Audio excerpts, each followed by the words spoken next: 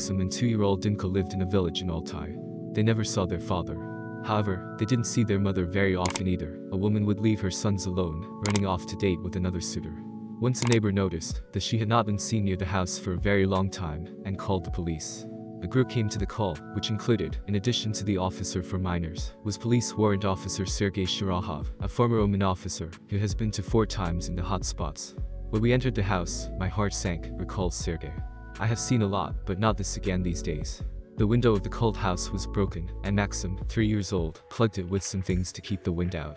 But it's March. No pillows, no curtains, no food. The oldest of the boys, Maximka, saved the only loaf of bread that he and his brother had. He gave Dimka a little bread to nibble on, then hid the loaf. He did not know how long they would have to sit alone. To warm his little brother up, he wrapped him in mattresses. What a horrible picture.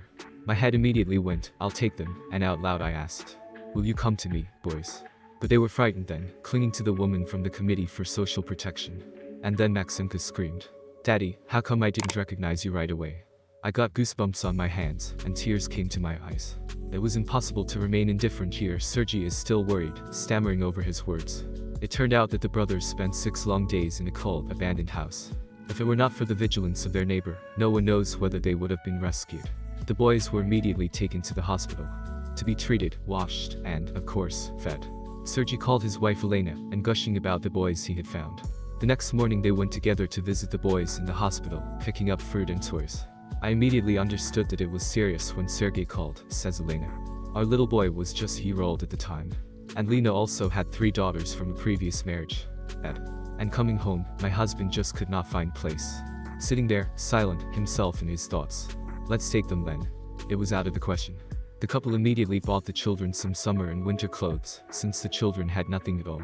Lena went round all the offices with a 1-year-old baby in her arms, and stood in lines to get all the papers for adoption. Her birth mother came to the hospital 3 weeks later with a piece of paper, signed the refusal from the kids, and they never saw her again. The children, by the way, when they noticed her, threw themselves at her feet and clung to her hem.